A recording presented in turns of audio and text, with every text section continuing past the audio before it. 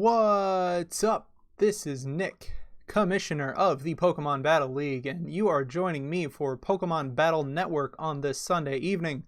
Following our Week 1 battles, we are going to feature our current league standing leader right now, our first place person. So if you give me just a moment, I'm going to get him going here.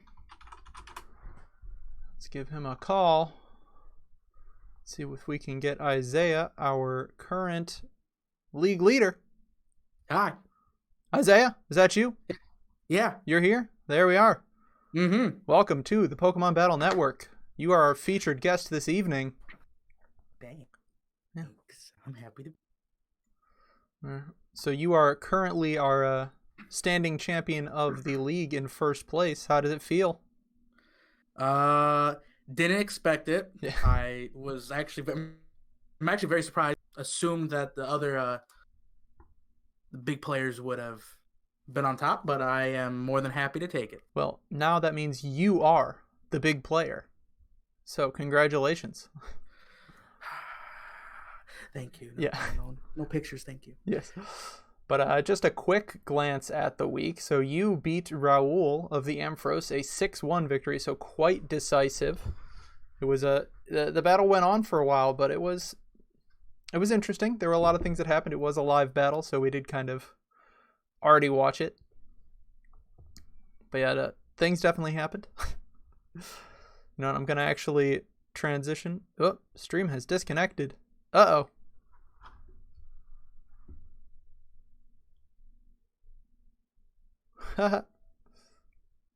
Let's see if this will reconnect.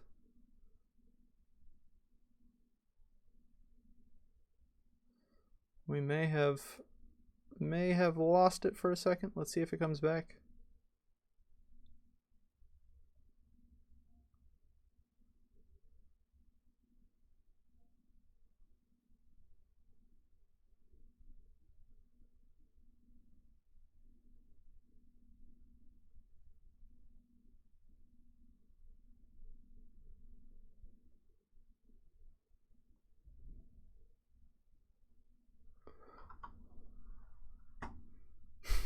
Of fucking course.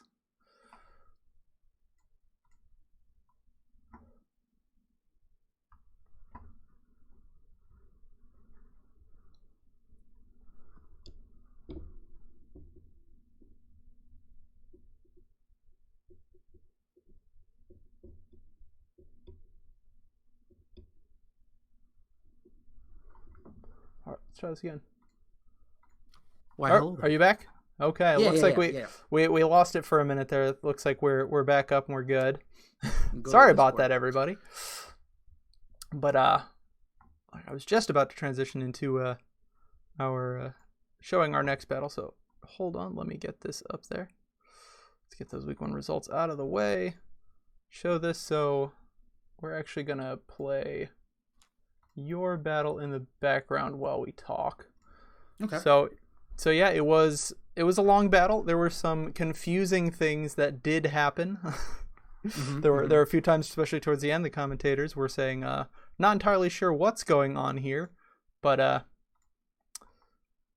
yeah, we had things happen, and it did end up going down. He was able to eventually pick up a single KO. I believe it was your Turtonator that was taken out in the end. I believe it was Florges? Or Florges, somebody. I could be wrong. Probably am. But yeah, no, you definitely, it seems like you were well prepared for his Corsola with your Turtonator. He was able to do a lot of good work. That ended up being like a last minute decision. Well, I think it was a good one. Yeah, I noticed that Will-O-Wisp wouldn't work. Mm-hmm. And he could strength sap all he wants, but it's not going to stop Turtonator, and Shell Smash seemed to be a very viable option for this. And your team also could very well, if he tried to copy you with Ditto, you could bring in your Florges to eat up any dragon moves, and then it could take those fire moves pretty well as well. So you were you were pretty well covered with that Turtonator set. You weren't afraid of Ditto. You weren't afraid of Corsola. You were able to do a fair bit of work. And leading up to this match, I would tell Trez that I was pretty scared of Corsola. I would do mock battles with Zach, leader of the Victinis, and I couldn't break the wall that is the Baby Dead Reef. Yeah, our planet is dying. Yeah, I couldn't break it to save my life. I had other options, and we only practiced a couple times, so I had to big choice, and I knew at the end of the day I was going to have to let something get burned or strength sapped. Mm-hmm. So as long as I knocked off that EVLite, that could get the work done. Yeah, slowing that thing down from tanking hits is a very important move to take with it. And allowing having it go slow compared to me trying to rush it and break through right away. Yep, you took the slow and steady route, and you eventually were able to get the right moves in, and were able to get it knocked off and able to take it out in the end. Right, and that was the plan, and it worked. I would have loved to see Trez do a little bit more because his team is pretty scary, and I think definitely seeing him in the next couple weeks, I think he'll show that his team is something to be worried about. Oh yeah, absolutely. All right, well, we're going to move on to the actual first week match. So we're going to transition to the Weedles versus the Toads. So this was destined to be our weather battle for the week, or at least we assumed it was going to be a weather war, seeing as we have a rain sand team and a very heavy rain team. It definitely looked like we were going to have a very soggy battle. And there was definitely some rain on both sides. Pelipper and Politoad did show up, so both teams were ready to make it rain. You know, looking at the two, Dan being the guy that is known to be the weather guru. Oh yes, he is the weather boy. It doesn't take much to use it right. Not at all. But I think Dan is still. I think we've seen Dan use it a lot, and that's why it's a little more predictable for us. But seeing Cheryl use it this time around with the big nasty dragonfish he is, really puts a little fear into like what do you got to use? And absolutely, if you don't slow that thing down or don't have something to eat its attacks, it will just rip through teams. Even with resisted hits, it will just chop through teams or rend through teams, if you will.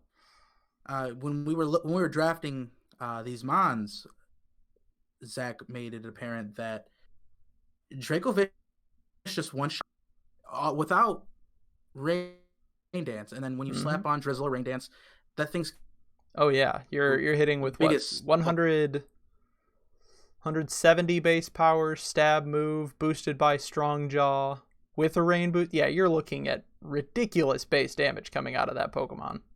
I don't think anything without Sturdy or a Focus Ash is surviving. Yeah. Not unless you have a huge resistance to it. Yeah, you are not taking many hits from that thing, if any hits from that thing.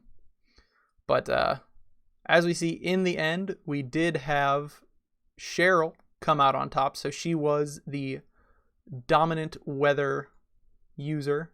Hold on. Yeah. She was able to pull out that victory and show that she is the true queen of the rain with a nice big 6-4 victory there. So relatively close margin, kind of whittled teams down, but in the end she was able to pull it out and get that victory. So next up, we're going to go to our third battle of the week. This is one that a lot happened. This was a long battle. Very, very long battle between the Victini and the Dunsparce. There were many, many turns to it, 105 to be exact. It went on for a very long time. That was an insane match. Slow stalling statuses. Absolutely. It was around turn 50, I believe, when it basically just turned into Mama Beef, the Mega Autono, versus Clefable, just wishing and passing to other Pokemon, wishing and healing themselves. it kind of just kept going and going and going like the Energizer Bunny. I think the things that did the Victinis the victory was they didn't get a lot of status procs, and they missed a couple crucial moves in the beginning that could have changed the tide. Absolutely. Yep, some leech seeds missing, some blue flares missing, just things, and no burns. I don't think the entire fight, I don't think he got a single burn off of blue flare. And there were 3 scald burns throughout the match from Gastrodon, so that's we yet again prove that scald is the best move in the game. And him losing Seismitoad and Whimsicott very early on left Clefable and Gastrodon pretty much to survive with no huge threats. Yeah, nothing to status them, nothing to move restrict them. It was definitely a bad time for the Victinis early on, and then later on it was just very difficult to break through that Clefable. But yeah, that was a very long match, and in the end, the Dunsparce were able to pull out that 6-3 victory, just were eventually able to whittle down and get a few crucial hits on the side of the Victini and take them down after a long, very, very long fight. And it almost seemed like that's what needed to be done. It had to be a slow, toxic type of stall match. Yeah, especially with the Gastrodon and the Clefable and then the Mega Autono and Corviknight and Seismitoad. Yeah, all of those Pokemon just are a recipe for a slow slog of a match. Right. But moving on, our next battle in rotation is going to be the Sneasels versus the Dracovish. This is a battle between a previous champion and a relative newcomer to the league who had a rough start in our off-season. This match was interesting, yes, to say the least. To say the least. It really seemed like at one point it was just going to keep flipping sides. In the end, the Dracos, they did their thing. Yeah. And they came on top. Yeah. There was a couple of issues that I seen with both teams that I thought could be addressed. So the Sneasels, they had Glalie, Rotom, Golisopod, which gave an advantage over the Dracos on their 2 heaviest hitters being Zygarde and Landorus. Yes, big ice. So, they had the clear advantage at least in their big heavy attackers.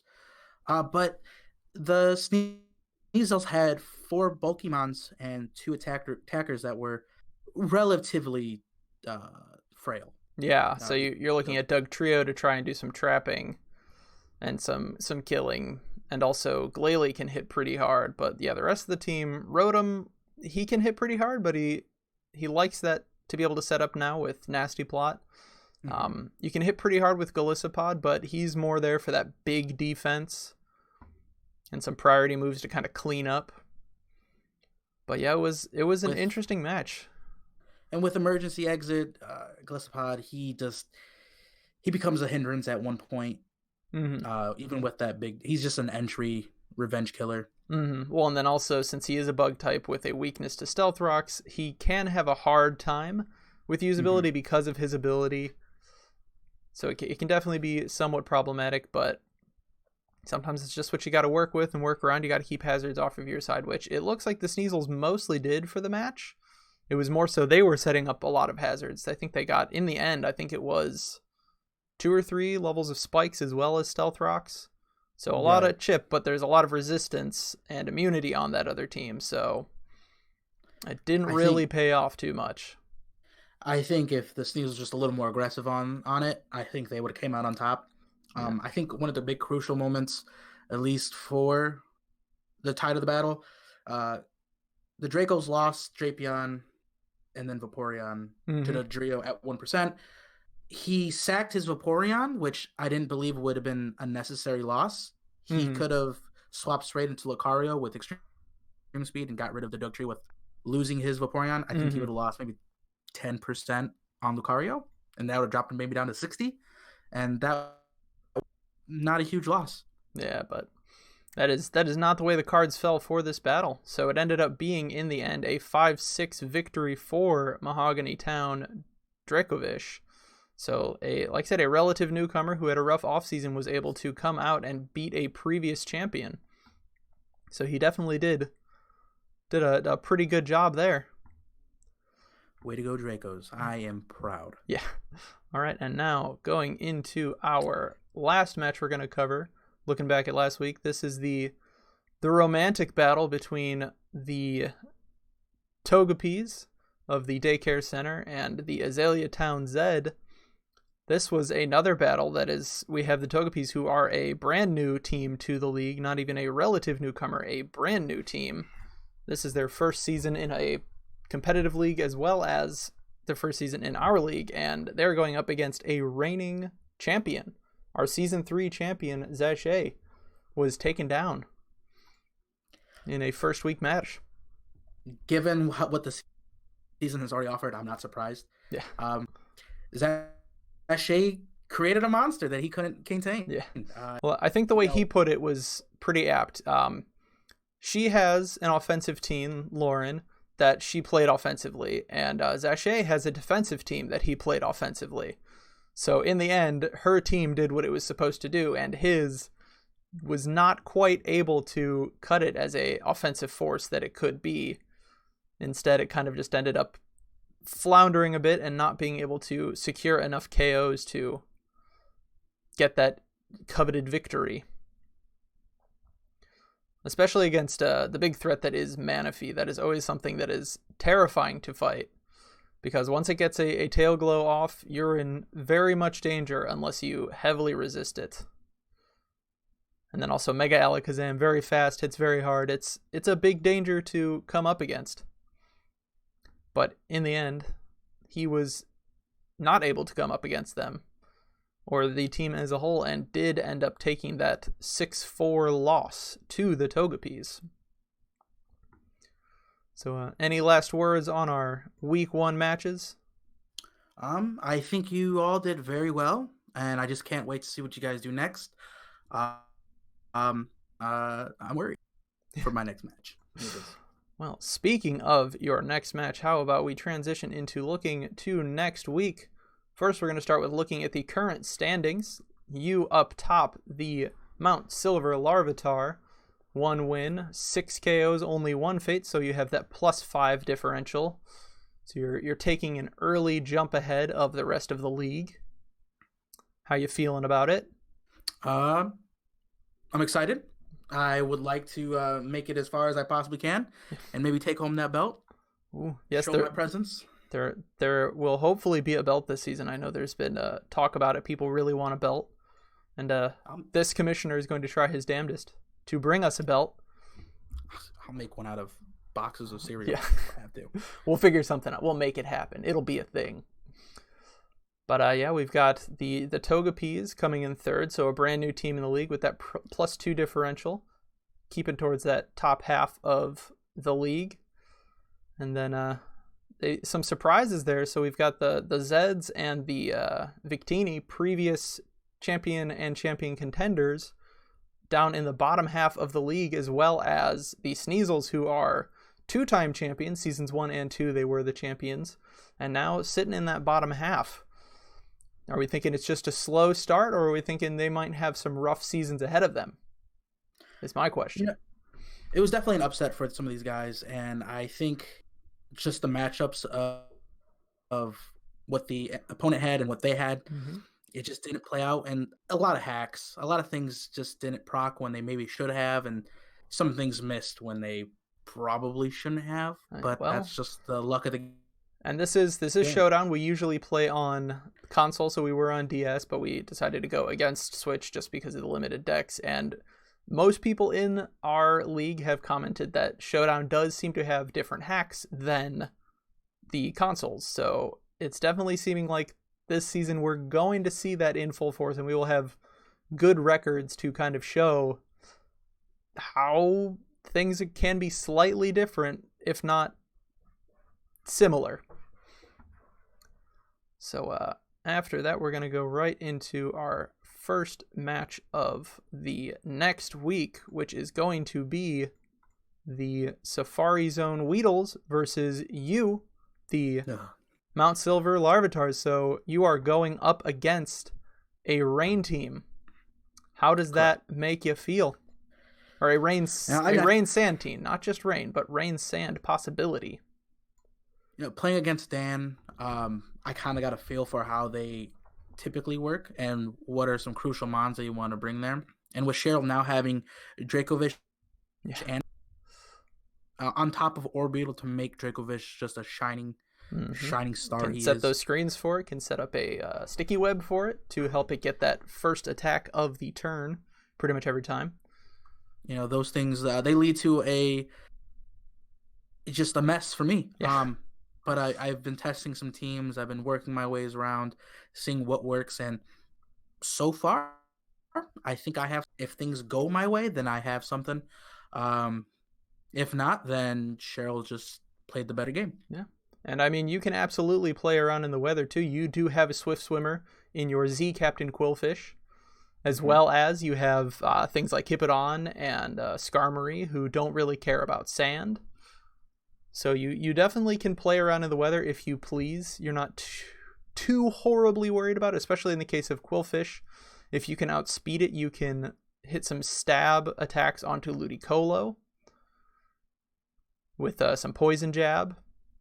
And you can also throw down, if the rain is up, you can throw it on some stab liquidations into Excadrill or Nidoking or Gigalith. Like you've got some ways that you can play around in that weather, and you're not too worried if it does go up. So I do think it is a pretty good match. I know we have seen these two Megas face up before as well, so Mega Lopunny and Mega Beedrill. Even though Beedrill does outspeed, he cannot quite take on, I think he gets two-shot by a Fake Out from Mega Lopunny, so it's not exactly a huge check just because he can outspeed. But then also on top of that, you do have Dragapult, you do have Zeraora, things that could Scarf and very easily kill Mega Beedrill or some of the other somewhat fast threats on that team. So yeah, I think this should be a good match. This should be a match to keep an eye on. It will not be our feature match. I'm sorry, you were featured our first week, so we're going to give you a break. You're not going to be in the spotlight. Yeah. That's no problem. Yeah. So moving on to our next fight, we have the Weather Institute Politoads versus the Victory Road Victini. So both teams did lose their first matches. So now we have the other rain team, or the actual rain team, the full-on rain team, going up against the Victinis, they also have a Swift Swimmer in Seismitoad, who in limited decks, he has been a very big choice. A lot of people have been using him on console because he is a solid Swift Swimmer with some good typings and Toxic, and he's a fun guy to use. But who are you thinking in this one? How are you seeing this battle going down? I think it's gonna go relatively quickly. It won't be a long match like last time for the Victinis. Given what the Victinis have, I mean, they have, as you said, Seismitoad, and whether he wants to go sand or rain for the Toads cannot go sand. They just have the rain. So if they can only go, that leaves Seismitoad to just tank hits with Water Absorb if he wants to go that route. Mm-hmm. And I mean, what else could he really do to them other than that at that point? He also has fairly good mons. I mean, with Victini, I mean, he can go Bolt Strike. I believe that's what he gets. Mm-hmm. He gets a lot of coverage. He has Glaciate, he has Bolt Strike, he has Dazzling Gleam. He's got his signature move in V-Create. He hits hard all over the place. He's a menace. Especially with his Whimsicott. I mean, he has Prankster, so he can start slowing things down that get Swift Swim that speed up. I think he has a slight edge in terms of this battle. So I'm gonna put my with Victini. All right, we will see if your prediction does come true. And one thing to note, I should have updated the draft board, but we do actually have a roster change coming for the Weather Institute Politoads. So they are trading with Saffron City. They are dropping their Tornadus and Colossal to pick up Tapu Koko and Blaziken. So He's losing one of his 4 flying types, which, I guess you can have too many birds on your team. We are seeing, or maybe not birds, but too many flying Pokemon on your rain team. I guess you can have too much. And then Colossal, who pretty much couldn't do much in rain anyways. He doesn't like water attacks to begin with. And then if you put him on a rain team, he's definitely in a lot of trouble playing around in there. But Blaziken, a firefighting type, you're not going to want to bring it into that torrential downpour to throw out some fire attacks, but fighting is something that does help his team. He did not have any stab fighting, so he can use that to some advantage in certain matchups. But and with a nice ability, Speed Boost, I think that'll help. No, it cannot have Speed Boost. Speed Boost is banned out in our league, so it has to be Blaze. Oh. Yeah, Speed Boost. Blaze. Yeah, Speed Boost is a little too strong on that, because once it can Swords Dance and then get those speed boosts off, and with its coverage, it can be a little bit too dangerous. So it is not legal. So it will just be Blaziken. Okay, well, I take that back. Yeah.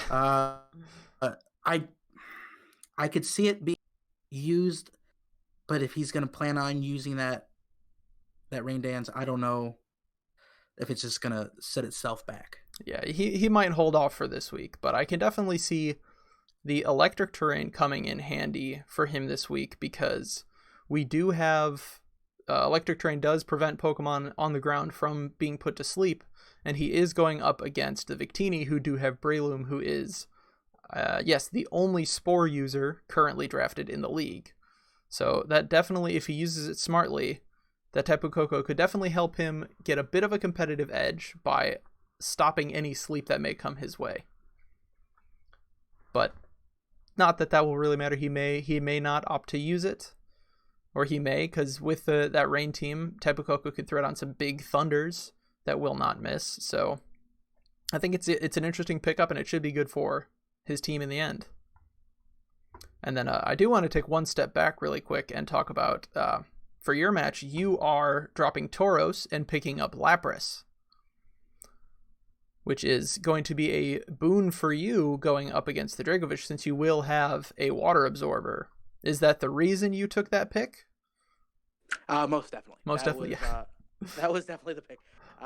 Did not want Dracovish being able to just do whatever as it pleases. And going through some testings with Lapras, I think it would be a good choice for multiple matches. But I think for this one, I think it'll do what I would want it to do. Well, also, it can get freeze dry, correct? Correct. So that is a good thing to go up against Pelipper or Dracovish. That definitely, Ludicolo as well. Mm-hmm. That gives a 4 times weakness for all 3 of those. So as long as it can take on hits from them, which it should be able to, it can definitely be a huge threat for a big part of her rain team. So that definitely seems like a very strong pickup that you made there. Yeah. Yeah. And for my mons, I let my girlfriend Maddie choose the nicknames. And originally, we were going with Jessica, the Lapras. Ah, Jessica. Jessica. Don't know why. It's a name, certainly. But now it's Cotton Candy. Cotton Candy. Okay. Is it going to be a shiny Lapras? Yes. Ah, there you go. So good old purple. There you go. All right, we're going to step into our next match then. The Pallet Town Dunsparce coming off a victory facing the once champion Azalea Town Zeds. So with that matchup, we've got the big stall in the Zeds going up against some a decent mix of defense and offense on the Dunsparce. So do you believe that the Dunsparce will be able to break through the Great Wall that is the Zeds? Looking at the Zeds, they don't have any clerics.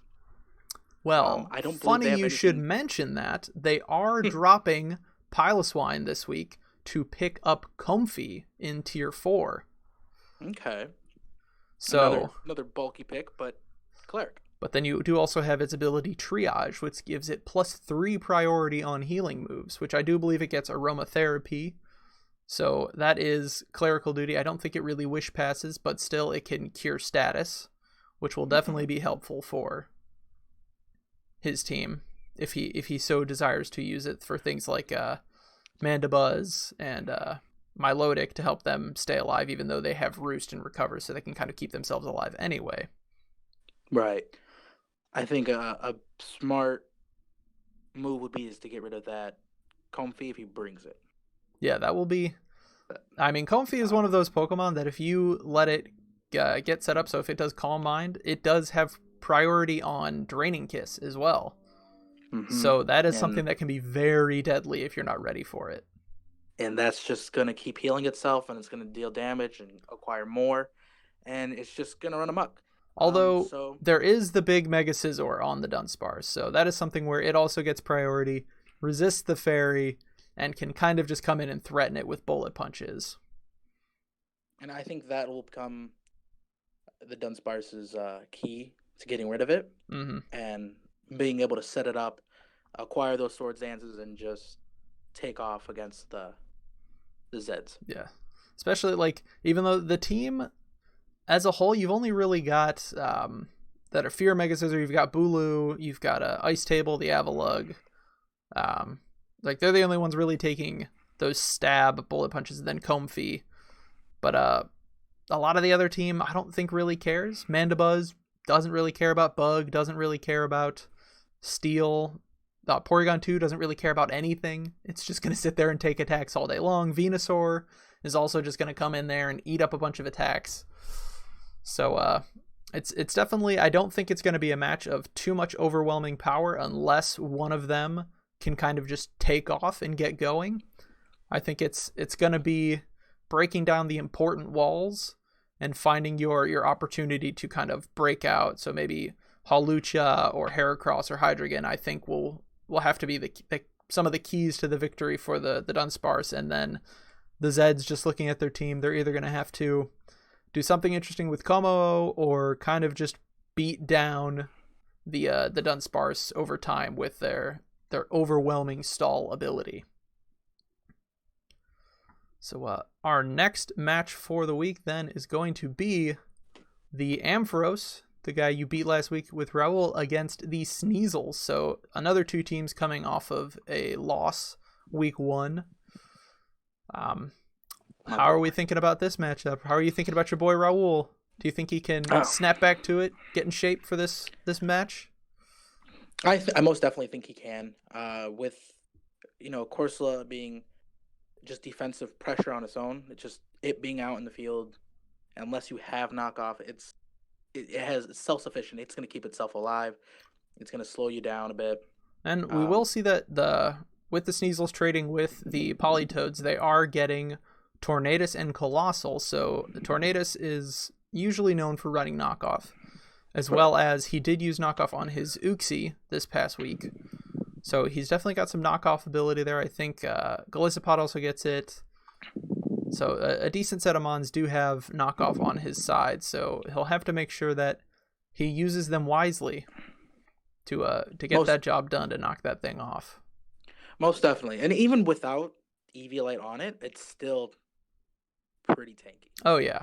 I mean, it can run different things. It's uncommon, but it can do Calm Mind, Weak Armor. I'm hoping some week Raul will be brave and he will do it. I want to see it. I want to see it happen. I want to see it work. I mean, it's very much possible, and I mean, as long as he's laying out the Will-O-Wisps and the Strength Saps, I think he can whittle them down. Even if he does, aromatherapy or heal bell it off, it'll just be nice to get that little extra chip in. Well, especially with those Strength Saps, Mega Glalie likes to be a physical attacker with like Return and its ability. Aegislash can go either way, but sometimes does like to get a Swords Dance off. You got Dugtrio, a physical attacker. You've got a Double, which is usually a physical attacker. Golisopod, so like there's a fair few things that he could throw out some burns at and do some Strength Saps. Especially now that Evan has traded away his Blaziken, he will rely on Colossal to eat up those Will-O-Wisps if he doesn't want somebody to take that burn for his team. But hopefully that doesn't become the case. Like Turtonator. Yeah. Hey, Turtonator did his work. He taunted and he ate those Will-O-Wisps. He did an excellent job holding that Corsola at bay. And I think if Trez plays smart, predicts properly, I think he has a chance. If not, the might that is Evan, he'll do what he does best. Yeah, he has experience and he is a twice champion of the PBL, so he definitely has proven he can win them, and he does win them. And I'm just a little biased towards my friend, but I think he has it. I think his picks are good, and he just needs to learn how to play his team well. He does have some great things. So Mew, Garchomp, Cinderace, that Corsola. He's got another great wall like Empoleon. The Ditto can be whatever you want it to be. And Gourgeist is another great thing to tank it. So like he's definitely got the kit there. He's just got to implement it and get it all out there and working together. And I hope to see that. I think he can do it.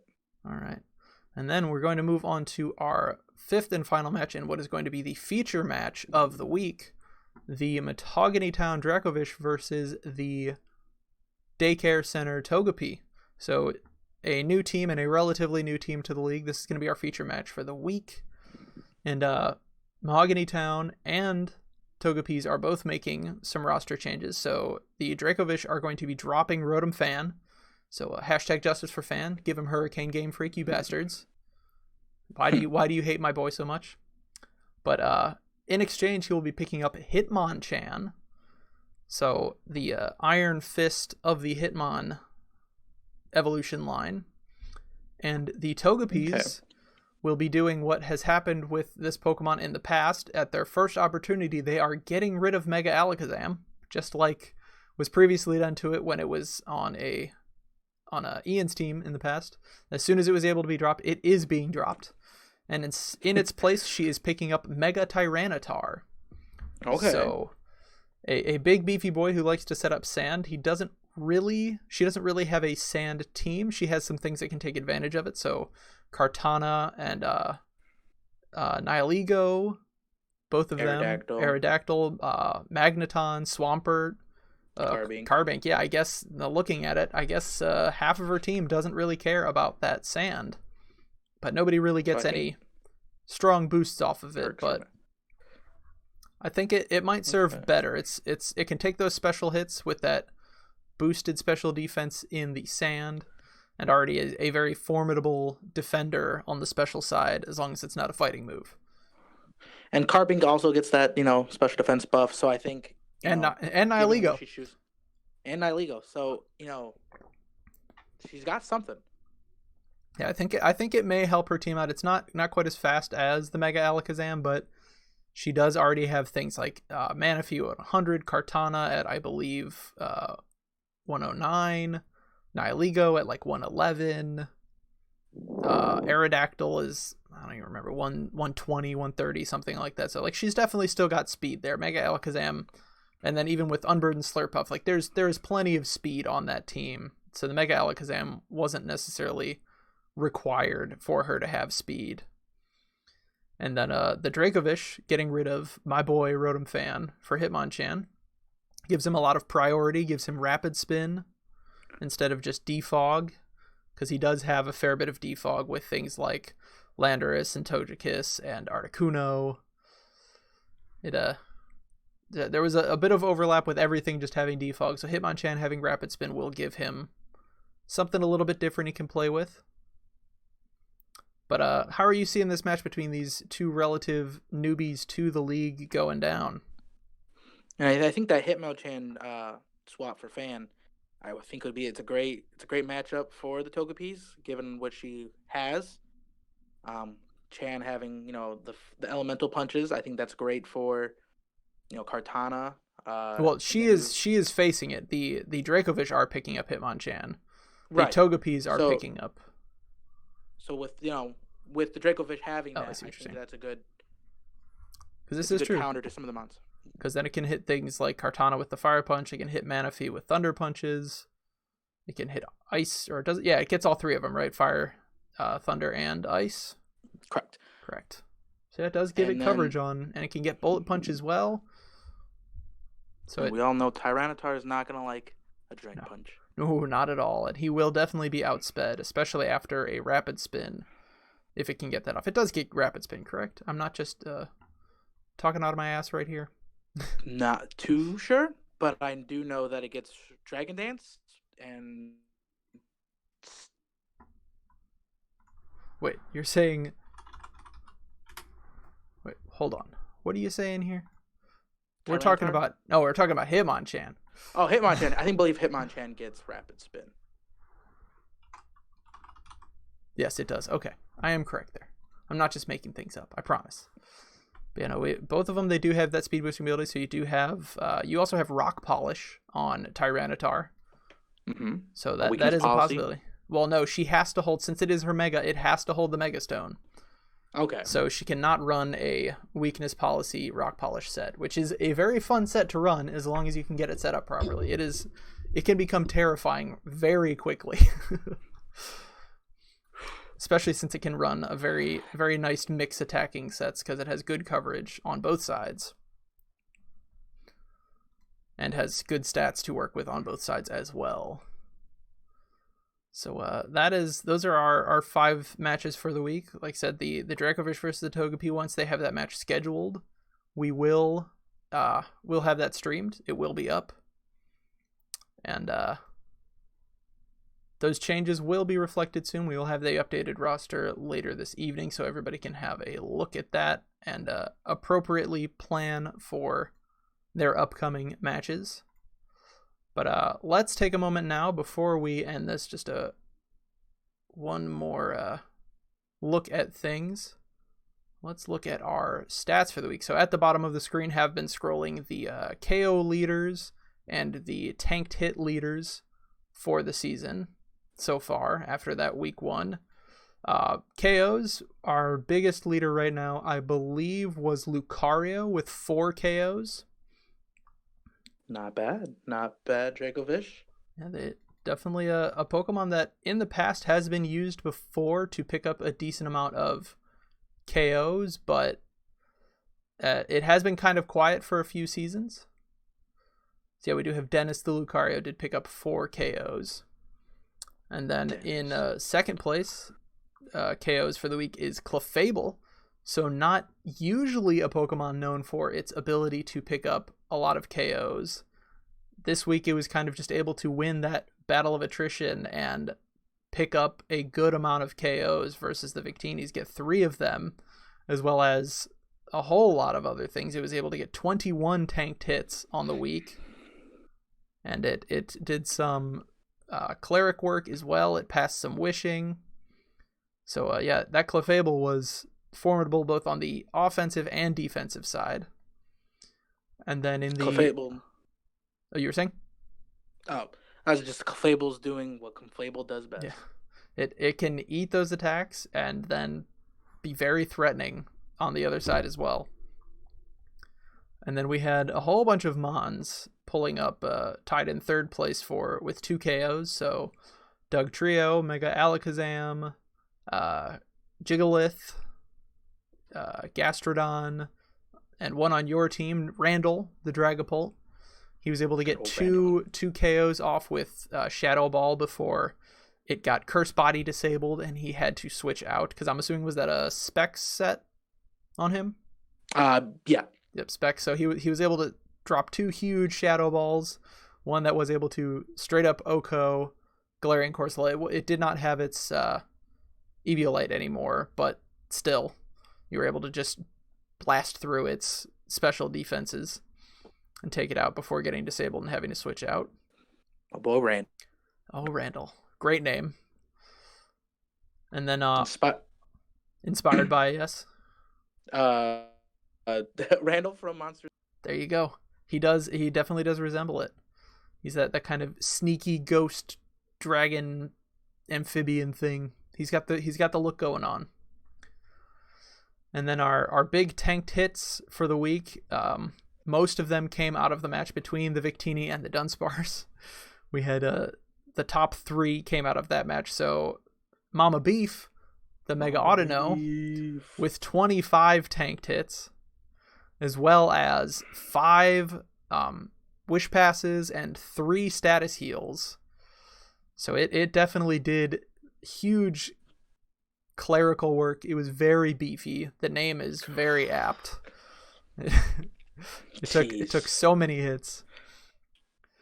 And then Gastrodon pulled up third, so another one in that matchup. It was able to take a lot of resisted hits, take a lot of hits like Dazzling Gleams, and it was also able to get 3 Scald Burns off in the entire match. So that was definitely Scald, which is the best move because it burns 30% of the time every time.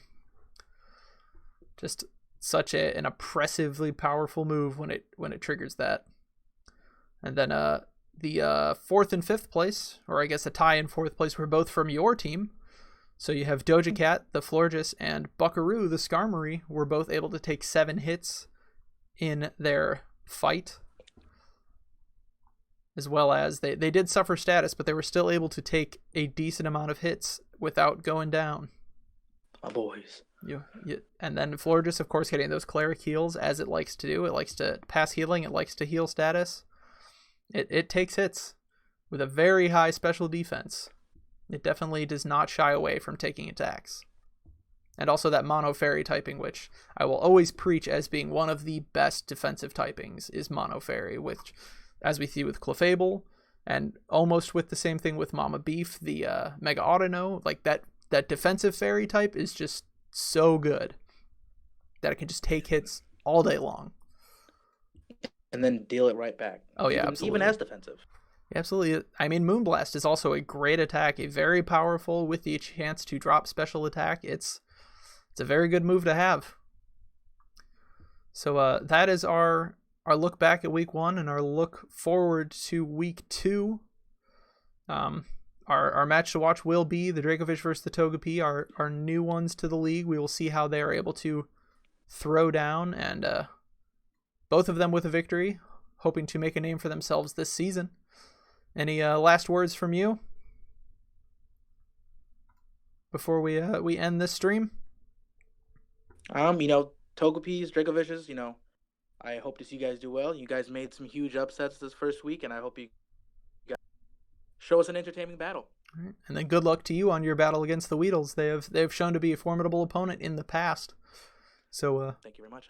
Good luck to you, sir. And I'll try my best. All right. Well, we are going to play the stream out. We will see you guys. It'll be announced when the stream will be for the Dracovish versus the Togepi. But other than that, we will see you guys later this week. If I can find the theme song. There it is. All right, gonna play out.